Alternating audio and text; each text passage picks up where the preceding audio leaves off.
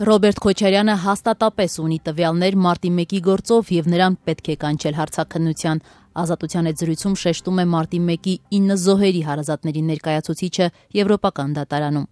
Վահե Գրիգորյանի փոխանցմամբ գլխավոր դատախազության պարզաբանումը, թե Ռոբերտ Քոչարյանին չեն կանչում հարցաքննության, քանի որ հիմքեր չկա ենթադրելու, թե Քոչարյանին կարող է հայտնի լինել տվյալ գործով պարզման ենթակա որևէ հանգամանք, ուղղակի հակասում է պարզ տրամաբանությանը։ Ըստ փաստաբանի, Ռոբերտ Քոչարյանը տիրապետում է բոլոր փաստերին, քանի որ մարտի 1-ի խաղաղ ցույցը ցրելու եւ դրան հաջորդած արյունալի իրադարձությունների ժամանակ Քոչարյանը եղել է Հայաստանի նախագահը եւ զինված ուժերի գերագույն գլխավոր հրամանատարը։ Ի պաշտոն է, հենց նրան են հաշվետու եղել Պաշտպանության նախարարության բոլոր այն ստորաբաժանումները, որոնք ներգրավվածություն են ունեցել մարտի 1-2-ի այսպես կոչված ոստիկանական գործողություններում։ Այսինքն, ըստ փաստաբանի, բոլոր այդ մարմինները գործել են Ռոբերտ Քոչարյանի իմացությամբ։ Հակառակ դեպքում կստացվի, թե զինված ուժերը գործել են առանց գերագույն գլխավոր հրամանատարի թույլտվության, դրանով իսկ կատարելով ծանրագույն հանցագործություն։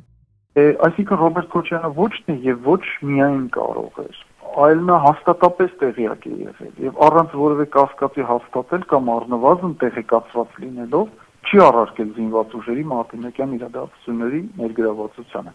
Սա կարծիք չէ, սա փաստ է։ Այսինքն պետք է Քոչարյանը չի կարող տվյալներ չունենալ այս գործի հետ կապված։ Ոչ միայն չի կարող տվյալներ չունենալ, հաստատապես ունեցել է եւ տվյալների հիման վրա է որոշումները կայացել։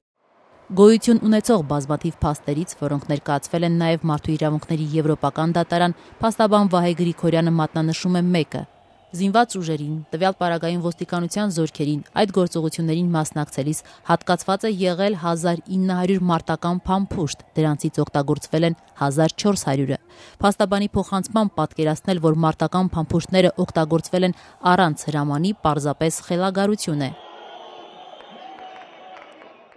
Դա չի կարող լինել առանց հրամանատարական շղթայով հաստատման։ Դա ուղղակի խելագարություն պատկերացնել, որ սպաները ամեն մեկը իր նախաձեռնությամբ գնացել է իր տնից վերցրել այդ մարտական փամփուշտները, եկել եւ որոշել է, որ դրանք պիտի օգտագործի օպերացիայի ընթացքում։ Ընդ որում, մարտի 1-ի 9 զոհերի հարազատների ներկայացուցիչը Եվրոպական դատարանում շեշտում է. մարտի 1-2-ին գործադրված հատուկ միջոցներից եւ հրազենից սպանվել է 8 մարդ, 3-ը Չերյոմուխա 7-ից, 5-ը հրազենից։ Նրանք են Զաքար Հովանեսյանը, Դավիթ Պետրոսյանը, Հովանես Հովանեսյանը, Գրիգոր Գևորգյանը եւ ոստիկանության զորքերի ժամկետային զինծառայող Տիգրան Աբգարյանը։ Բացի այդ, նույն օրը կրկին մարտական հրազենի կիրառումից հիմնականում ծանր մարմնական վնասվածքներ են ստացել նաև Սարգիս Նահապետյանը, Ռուբեն Թորոսյանը, Վազգեն Հարությունյանը եւ Սուրեն Հովանեսյանը։ Բայց կան գործում ապացույցներ, որ զոհերը հենց այս օգտագործված մարտական այո, որոշ զոհեր հենց նույն դրամաչափի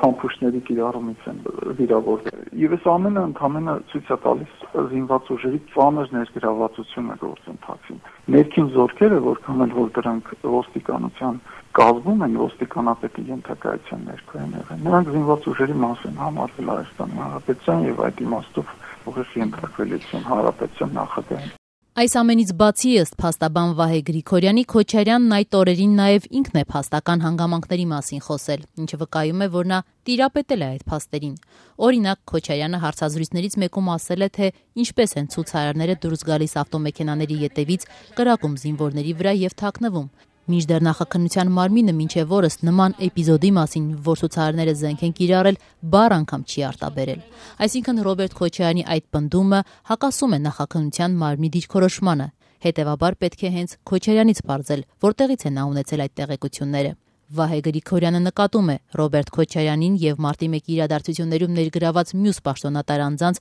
չհարցաքննելով եւ նրանց գործողություններին իրավական գնահատական չտալով գլխավոր դատախազությունը եւ հատուկ քննչական ծառայությունը քաղաքական խնդիրներ են լուծում։ Փաստաբանը հետևյալ հարցադրումն է անում. ինչու է գլխավոր դատախազը անտրամաբանական պատճառաբանություններով մերժում Ռոբերտ Քոչարյանի հարցաքննությունը, այն դեպքում, որ Քոչարյանը վաղուց արդեն որևէ պաշտոն չի զբաղեցնում եւ ազդեցություն չունի դատախազության ու քննչական մարմինների նկատմամբ։ Պատճառն ըստ Վահե Գրիգորյանի Սերժ Սարգսյանի գործոնն է, ով այն ժամանակ իբրև վարչապետ մասնակից է եղել այդ գործընթացներին։ Եվ եթե Ռոբերտ Քոչարյանին հարցաքննեն, ապա նա բնականաբար պետք է խոսի նաև այն մասին, թե որոշումներ կայացնելիս ինչպիսի դիրքորոշումներ է հայտնել օրինակ Սերժ Սարգսյանը։ Հետևաբար Ռոբերտ Քոչարյանին չհարցաքննելու որոշումը նաև Սերժ Սարգսյանին այս գործընթացից զերծ պահելու միտում ունի։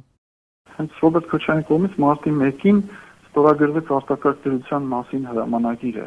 Եվ եթե դուք ուշադրություն դարձնեք սահմանադրության 55 հոդվածի 14-րդ կետին, նախագահը նման հրամանագիր, այսինքն արտակարգ դրություն, կարող է հայտարարել բացառապես ազգային ժողովի նախագահի եւ վարչապետի հետ խորհրդակցելուց հետո։ Եվ ես դժվար եմ պատկերացնում, որ եթե որևէ քննիչ Ռոբերտ Քոչարյանին հարցաքննելիս լինի, ձեռնպահ մնա թե ինչ դիրքորոշում ունեցել այդ հարցի վերաբերյալ հատկապես վարչապետը։ Վարչապետը, եթե հիշում եք, Սերժ Սարգսյանն էր այդ ժամանակ։ Այնպես որ սրանում նաև քաղաքական հստակ էլեմենտ կա։